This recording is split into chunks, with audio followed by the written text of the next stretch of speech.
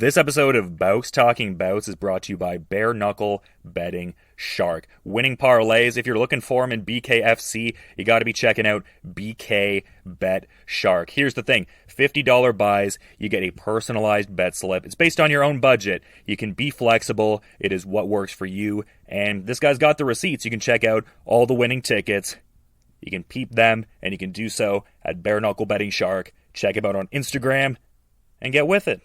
Got them personalized betting slips going on, $50 buys. All right, on this episode of Bare Knuckle Radio, very excited to be talking to an individual who competes at BKFC 52, and that all goes down on October 20th. We've got Cameron VanCamp knuckling up and towing the line against Jeremie Holloway, and great getting to have Jeremie on the show for the first time. How's your day going there, man? You having a solid one so far? So far, so good, man. Got my strength and condition out of the way. After this, I'm going to go and get my rounds in, so we're right on schedule. And kind of wondering how you're feeling heading into the sophomore BKFC fight here. Like, what differences are there in your approach that maybe differ from how you approached the first fight there? I don't think anything really changes as far as like game plan and plans in that aspect. If anything, so we're not trying to let that shit go to the judges. Yeah, I mean, because obviously the last one with Will Santiago there, like, what were your thoughts when you heard that decision? Like, when you were there and the refs kind of like, with both of you guys, like, did you think you had, I guess, done enough to win at that point? Were you surprised to hear there was a draw at BKFC 48? It was very surprising. I really felt like I did enough to, close out the win. Granted, I didn't really have much of activity in that fifth round. But, yeah, man, it was very surprising. How was the experience, though, I guess, relative to your, preconceived notions? Because obviously, going the distance and, performing to a scale where you thought you should have won the fight. Like, were there any differences that popped up in the performance? Did it all kind of align with your preconceived notions, large in part of what fighting in bare knuckle would be like? It was everything that I expected. And then going back and looking back, I seen obviously where I could have mashed the gas a little more. Maybe I felt like I was maybe a little too cautious. But I guess that all goes with the territory of your first fight. So yeah, I'm very excited about this second one. And the second one's got a nice little story to it. And curious to hear you expound upon that a bit more. Like, what story is going into this that's particularly exciting you? A fun fact about this kid VanCamp, because about 3 years ago, when I moved out to Jackson to prepare for a fight, I was actually scheduled to fight him. And now we're right at the beginning of just finding out about the fight, maybe 7-8 weeks out. This guy tweaked some muscle in his neck the moment I arrived, and it's announced that I'm at Jackson's. And I find it very, very, very humorous that his last fight was against a kid that had ran from me for about 3 or 4 years at 155, thinking, hey, I guess he was going to get a different outlook, going down, fighting, being the bigger opposition against the smaller guys. Speaking of Nicholas Mata as well. So Cameron's not came across my name before. Why he chose to step up and fight me in bare knuckle boxing blows my mind. I know he's game. I know he's a tough guy, but this is my shit. So is it your aptitude for the sport that's kind of blowing your mind, or just because, like you said, you had that previous history where maybe you thought he was trying to get out of fighting you? I guess. Think about it, man. This guy's got a jiu-jitsu belt tattooed around his chest. I think his advantage stood more so in the cage.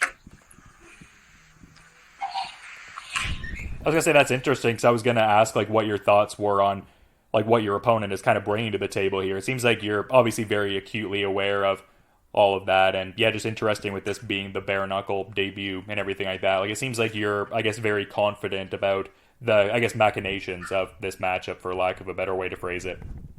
Don't get me wrong, I'm not overlooking it by any means, but at the same time, I know what I'm bringing to the table, and if we put what I have to offer, what has just happened to him, it doesn't add up, man. He just lost 2 fights by knockout, one at 170, one at 155. two guys I'm fairly bigger than. So it's going to be very interesting to see how he stands up against bare knuckles versus gloves. So this is a very, very big change of scenery for him. So hats off to him. I thank him for the opportunity. I pray that he stays healthy, when he shows up. Yeah, man, and we're going to have that line. Yeah, for sure, man. And you mentioned that past, with Jackson Wink and whatnot. Like, I saw some pics a few years back, and kind of curious, like, are you still working at that space nowadays? Because I also saw Dark Side MMA as, like, the listed affiliation on Tapology. Like, where are you working in this camp, I guess? I wasn't that big in the party. Oh, I was just saying you mentioned, like, Jackson Wink and whatnot, and I definitely have seen that work, but also saw Dark Side MMA as, like, a listed affiliation on Tapology. Just wondering where you're training at nowadays. Man, my time right now has been devoted 100% to Bone Breaker Boxing Gym, man. I've been with my coach right now, Jesus Pacetta. We're going on, like, 16 weeks strong since, going on since the last fight. We just kept everything running. We've got a nice little history. I made my first debut in MMA on their one of their amateur cards back in like the early 2000s. So, yeah, blessing for everything, to come full circle. We came back, reconnected, but he's really helped me fine tune some things that I already did well, but things that I could add to my bag that makes me exceptional. And it's been nothing but a ride right now, man. So I'm just enjoying it. And I'm curious, like, what, I guess, aspects you add to, like, maybe, like, the bare knuckle preparations, because getting in work with, great boxers and people who are great, like, gloved boxing minds, like, what, I guess, are you doing for, like, the bare knuckle specific work? Because, like, I know some fighters will, work with, like, the wooden Muay Thai boards or do certain, like, hand galvanizing. Some fighters are also like, my hands are plenty strong. I've been fighting for a while. Like, are there any unique aspects you add to, like, bare knuckle preparations or anything? Of course, we do, like, certain things, to toughen up the hands as far as, push-ups on the knuckles, certain drills we'll do on the back, on the bottom of the bag that tend to be a lot harder, more firm, but nothing too crazy, because, we still got to protect the money makers. My biggest thing is more so based on my recovery. That's more important to me than anything. Yeah, for sure. Like, what goes into the recovery then? I mean, if that's such, like, a focused part of what you're doing. Oh, man, just putting things back together. I mean, I break myself down every time I'm in there. 3 days out of the week, I got 2-a-days, and then the in-between days is, regular sports conditioning. So I'm in the gym at least 5 to 6 days a week, 9 to 10 times.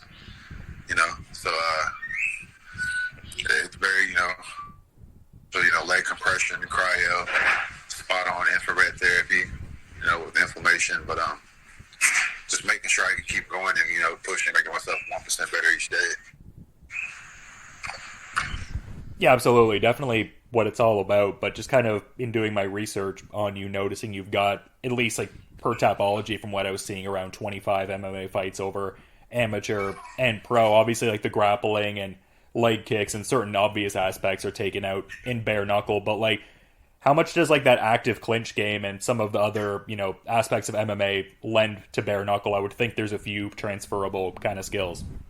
Oh, definitely. The clinch, because I love dirty boxing, and that's one of my favorite things to do, so it'll be very fun to see, how that gauges.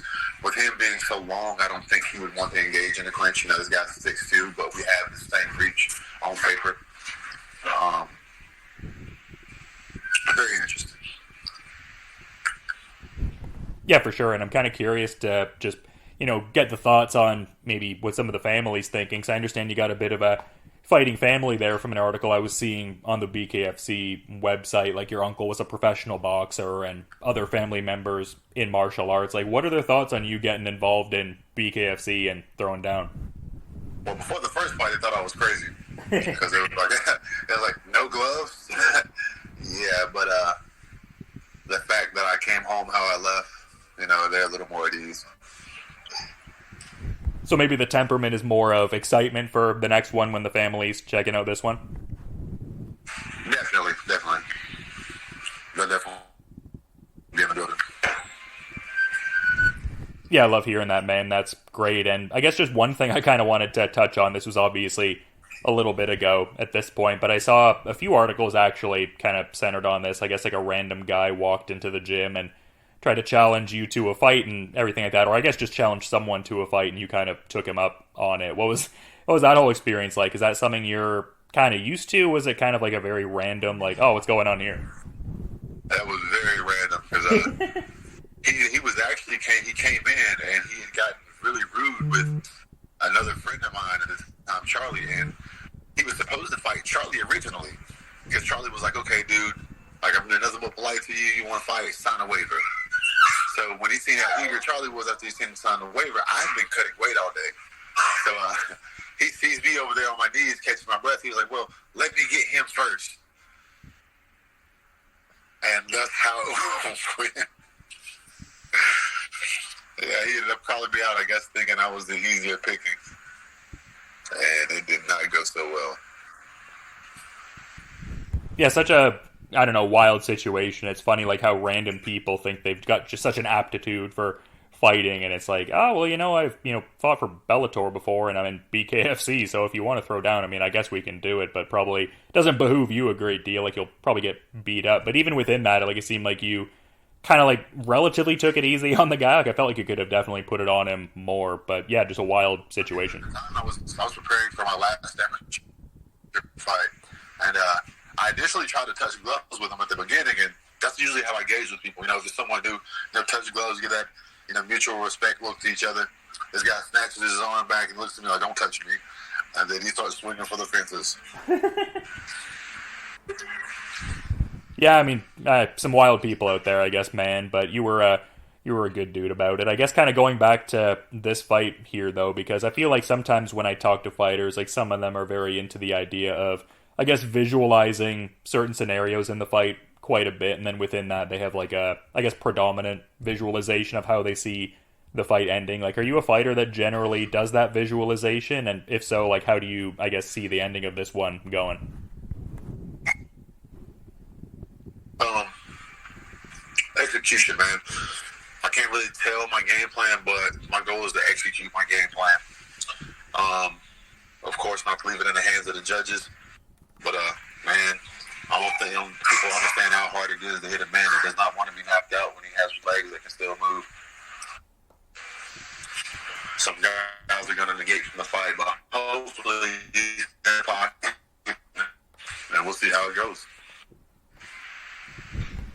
Yeah, for sure, man. And I guess just one last thing I wanted to touch on, because I'm always curious to get the backstories on fighter nicknames, and I saw on the BKFC site your nickname was Hit 'em. Like, who gave you the nickname, and what was, like, the origin story of all that?